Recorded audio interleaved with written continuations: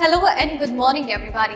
मैं वैशाली गोगी आप सभी का स्वागत करती हूँ हमारे चैनल पर और आप देख रहे हैं खबरें फटाफट। तो आइए आपकी सुबह की शुरुआत करते हैं दिन भर की ताजा तरीन गर्मा गर्म खबरों के साथ। तो दोस्तों आप तो जानते ही हैं कि हाल फिलहाल में देश और दुनिया का क्या हाल है। फिलहाल देश और दुनिया में कोरोना वायरस और उसकी वैक्सीन के काफी मायने हैं और जल्द ही भारत में भी इसकी वैक्सीनेशन की प्रक्रिया शुरू होने वाली है। इसी के साथ ही चाइना ने भी अपने देश में एक वैक्सीन को मंजूरी दे दी है और वो भी जल्द ही वैक्सीनेशन की प्रक्रिया शुरू करने वाला है। इसी के साथ ही हमारे देश में कई और घटनाएं घटित हो रही है, जैसे कि किसान आंदोलन, देश की सुरक्षा और साथ ही विद्यार्थियों की होने वाली बोर्ड परीक्षा और इसके अलावा और भी कई अहम फैसले हैं, कई अहम जानकारियां हैं जिनके बारे में हम आपको आगे इस वीडियो में बताएंगे। तो आप वीडियो के साथ एंड तक बने रहिएगा दोस्तों। लेकिन उससे पहले एक नजर डाल लेते हैं सुर्खियों की ओर। मोदी सरकार ने दिया न्यू ईयर का गिफ्ट, 6 करोड़ लोगों के खातों में आज आ सकता है पीएफ का पैसा। बुजुर्ग महिला ने पीएम मोदी के लिए गाया गाना, इंटरनेट पर खूब हो रहा है वायरल। नए साल के आने से पहले जरूर करें ये काम, 2021 में नहीं होगी पैसों की तंगी। सीबीएसई बोर्ड एग्जाम ऑफलाइन ही होंगी परीक्षाएं, शिक्षा मंत्री ने की ये घोषणाएं। गायत्री प्रजापति के घर छापे में मिले 11 लाख के पुराने नोट, 100 बेनामी संपत्तियों के दस्तावेज। खुफिया एजेंसियों की बड़ी कामयाबी, खालिस्तानी आतंकी सुख बकरीवाल को दुबई से किया गया डिपोर्ट। नए साल से पहले आई एक और गुड न्यूज, चीन ने सिनोफार्म वैक्सीन को दी मंजूरी। पेटीएम मॉल पर ऐसे उठाए लेटेस्ट नोकिया 2.4 पर बड़ी छूट का फायदा। जी हाँ दोस्तों, ऐसी और भी कई खबरें और अपडेट्स हैं जिनके बारे में हम आपको सबसे सही और सटीक जानकारी इस वीडियो में आगे देंगे। इसी के साथ ही इस वीडियो को बनाने में मुझे बहुत मेहनत लगती है और आप भी उतनी ही मेहनत, प्यार और सब्र के साथ इस वीडियो को एंड तक देखते हैं और फिर साथ ही साथ इसे लाइक और शेयर भी करते हैं और अपने विचार हमसे साझा करते हैं। तो ये आपका प्यार और सपोर्ट ही है जो हमें मोटिवेट करता है और भी बेहतरीन काम करने के लिए। तो आप अपना मोटिवेशन हमारे साथ यूं ही बरकरार रखिएगा। दोस्तों चलिए अब खबरों की ओर बढ़ते हैं। देश में कोरोना वायरस से संक्रमित मरीजों की संख्या कम होने लगी है। स्वास्थ्य मंत्रालय की ओर से जारी आंकड़ों के अनुसार पिछले 24 घंटे में कोविड-19 संक्रमण के 7,530 नए मामले सामने आए, जबकि 567 लोगों की जान गई। नए केस सामने आने के बाद देश में अब तक कोरोना संक्रमित मरीजों की कुल संख्या 1,02,44,852 हो गई है। देश में अब तक 1,48,153 लोगों की जान जा चुकी है, जबकि इस समय 3,12,305 एक्टिव केस हैं। चलिए बढ़ते हैं अगली खबर की ओर।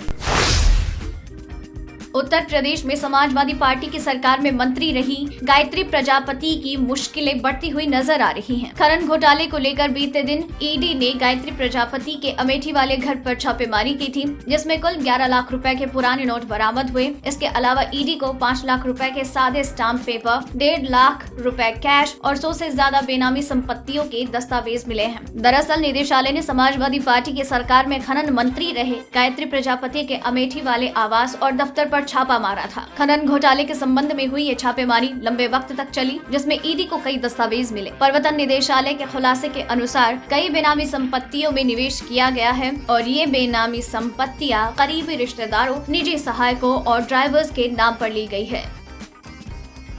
चलिए बढ़ते हैं अगली खबर की ओर। खालिस्तानी आतंकियों पर शिकंजा कसने में लगी सुरक्षा एजेंसियों को बड़ी कामयाबी मिली है। पंजाब का मोस्ट वांटेड गैंगस्टर और खालिस्तानी आतंकी सुख बकरीवाल को भारत लाया गया है। गुरुवार को ही उसे दुबई से डिपोर्ट किया गया। सुख बकरीवाल पाकिस्तानी खुफिया एजेंसी ISI के इशारे पर पंजाब में टारगेट किलिंग करवाता था। पंजाब के शौर्य चक्र विजेता बलविंदर सिंह संधू की हत्या करवाने में भी सुख बकरीवाल का हाथ था। इसके अलावा पंजाब के नाभा में जो जेल तोड़ने की घटना हुई, सुख उसमें भी शामिल था। अब जब सुख बकरीवाल भारतीय एजेंसियों के हत्थे चढ़ चुका है तो उससे पूछताछ की जाएगी। साथ ही पंजाब में खालिस्तानी लिंक समेत अन्य टारगेट किलिंग से जुड़े मामलों पर बड़े खुलासे हो सकते हैं। ISI के इशारे पर ही सुख बकरीवाल ने पंजाब में शिवसेना नेता हनी महाजन पर अपनी शूटर से गोली चलवाई थी, जिसमें हनी महाजन को 4 गोली लगी, जबकि पड़ोसी की मौत हो गई। इसके अलावा बलविंदर संधू की हत्या को पूरी प्लानिंग के साथ अंजाम दिया गया। चलिए बढ़ते हैं अगली खबर की ओर। नए साल की दस्तक से पहले पूरी दुनिया में कोरोना वायरस से निपटने वाली वैक्सीन से जुड़ी अच्छी खबरें आ रही हैं। बुधवार को ब्रिटेन ने ऑक्सफोर्ड यूनिवर्सिटी की वैक्सीन को इजाजत दी और अब गुरुवार को चीन ने भी अपनी एक वैक्सीन को मंजूरी दे दी है। चीन ने सिनोफार्म वैक्सीन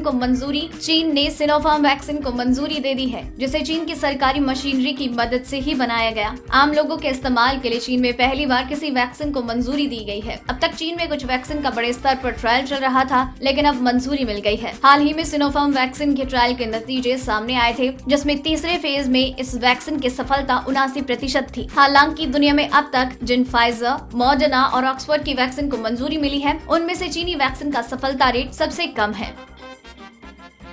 चलिए बढ़ते हैं अगली खबर की ओर।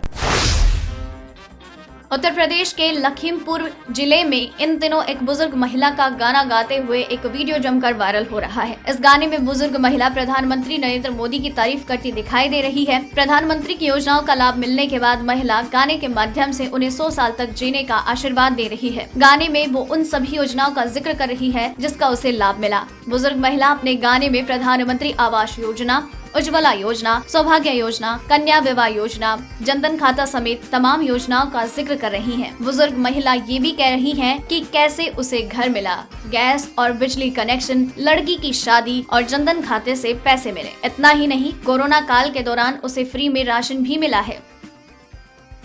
चलिए बढ़ते हैं अगली खबर की ओर।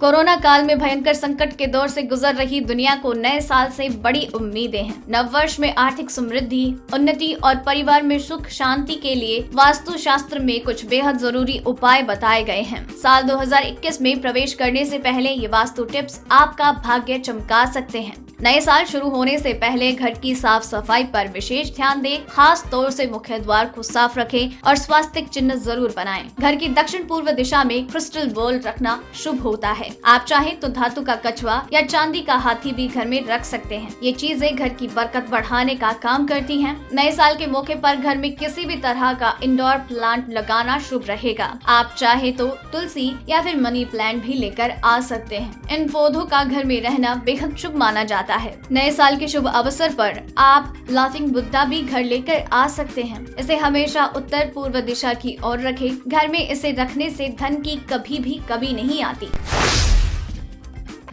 दोस्तों, भी खबरें खत्म नहीं हुई हैं। आगे और भी कई महत्वपूर्ण खबरें बाकी है, और अगर आप चाहते हैं कि आप तक खबरें लगातार यूं ही पहुंचती रहे, तो अभी चैनल को सब्सक्राइब कर लीजिए, बेल आइकन को दबा दीजिए, ताकि आप तक खबरें लगातार यूं ही पहुंचती रहे। अब आइए दोस्तों अगली खबर।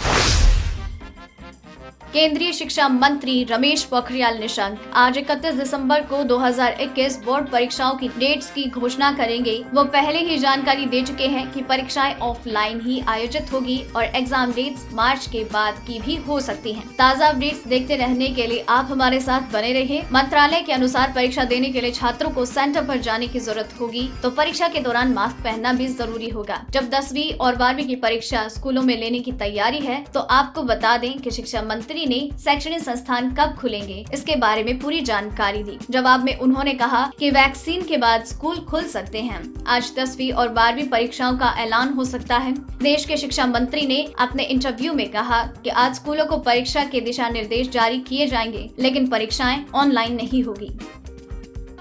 चलिए बढ़ते हैं अगली खबर की ओर।